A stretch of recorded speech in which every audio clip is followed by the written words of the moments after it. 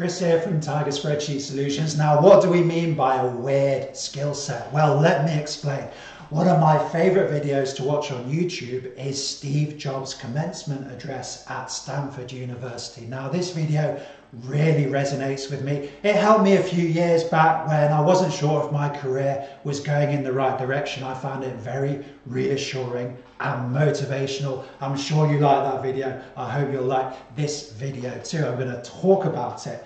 Now, it really helped me out because I found that Steve Jobs, wasn't always sure about his career path. He has what I'm terming a weird skill set. Now, when he was back in college, he dropped out of college altogether, and then he kind of followed his heart or followed his nose. He just picked and chose classes that he was interested in. And this led to him studying a calligraphy class, and he talks about this in the Stanford address. He studies this calligraphy class just because he was interested in calligraphy, intrigued by these beautiful letters. So he went and did this calligraphy class, and he did other things, just following his heart, choosing some different things to learn about. He said he absolutely loved it. But it gave him what I'm calling this weird skill set. So he was a computer programmer, had some programming skills, and then he also knew about calligraphy. And that doesn't sound coherent when we're thinking about building a professional skill set. We want to have a neat and tidy set of skills that help us along a career path. At least that's the conventional view. I'm going to offer an alternative view in this video. So Steve Jobs has calligraphy and computer programming. Why is that significant? Well, it's significant, as he explains in the video, it's significant because his knowledge of calligraphy helped him to develop the beautiful typeface that we associate with Apple and with Apple computers. He went on to design and manufacture the first Apple computers, of course. Now, we associate Apple with, well, why do people choose Apple? People don't choose Apple because it's cheap. People choose Apple because it's beautifully designed, because of the features, and it really gives them a strong affinity with the brand. So this calligraphy, this beautiful typeface, it was one of the first distinctive features of Apple that allowed them to succeed in the marketplace. So Steve Jobs went from having this weird skill set, doing a bit of this, a bit of that, sleeping on people's floors, etc., etc. That doesn't sound like a very productive period. It was actually super productive because it was the period where he learned this unique skill set that allowed him to create this beautiful typeface, and that's one reason that people chose Apple. So this is what I mean by a weird skill set. I hope you get an idea. But what do you feel about your skill set? Let me know in the comments. Do you feel you've got a coherent skill set? Are you on a career path, or do you feel it's a bit less clear than that? And let me tell you about my story, because I'm going to compare myself to Steve Jobs now. Let me say again, I'm not saying I'm like Steve Jobs, nothing like as successful. But I've had a small amount of business success, and I've got the YouTube channel going, etc., etc. And I think it is because of my weird skill set. So let's go back 10 years or so. I was actually living and working in Japan. That's the first thing I did. So straight out of uni, pretty much got onto the plane to Japan, and I was working in a Japanese high school. And most afternoons I'd have a textbook open at the front of the class, and I'd just be reading to the class, reading sentences, and they'd be repeating them back to me. So that was pretty boring, really, but it taught me to speak slowly and clearly. That's going to become interesting later.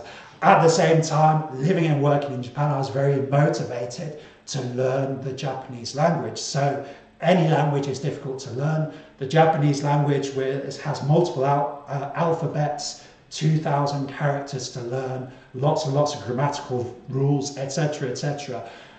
Difficult thing to learn. So I really learned about language and developed a system for learning language, understood some of the important concepts. So I came out of Japan with this with these two main skills. I'd say I could communicate well in English, at least simple stuff, and then I was able to understand language quite well. So I was coming back from Japan thinking, yeah, Japan was clearly a great time, great experience, etc., etc. But am I really on a career path?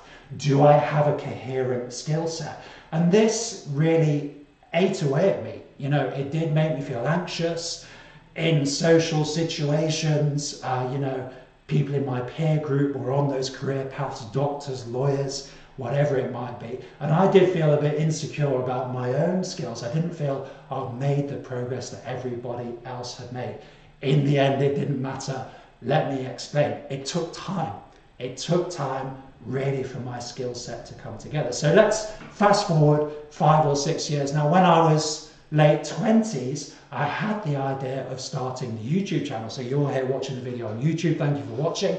Had the idea of starting the YouTube channel, and YouTube has been reasonably successful. Not a wild success, but reasonably successful, and it really helps the business. It brings customers into the business. So why was YouTube successful? Well, it was successful, I think, because I can communicate slowly and clearly in English, which is that skill I learned in high schools in Japan. It's also been successful because I'm able to explain how a programming language works. In this case, Visual Basic for Applications, VBA programming, which is the main topic on the channel. So I'm able to explain how it works. That's the language that I learned on the Masters. So what I'm saying is, a bit like Steve Jobs had calligraphy and computer programming, I had these kind of communication skills and VBA, which seemed incoherent, but with the passage of time and with lots of persistence and effort and consistency on my part, things fell into place. And these skills actually create a beautiful synergy that allows me to create decent YouTube videos, and that in turn has really supported the business. So from feeling that I had a weird skill set that wasn't really good for anything, with the passage of time and with lots of effort on my part trying different things, I found how everything can fit together, and this weird skill set has actually turned out to be my best asset.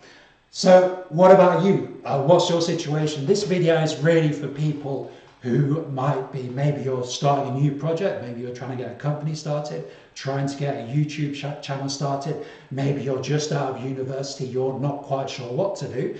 What the message is maybe you don't have to get straight on that career ladder. Maybe you don't have to follow something conventional. Why not follow your heart? You know, follow your passion.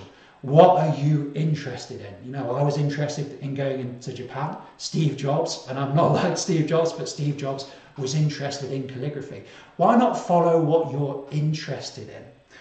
Now, it may take time, but that skill set you develop, that weird skill set, might turn out to be your best asset.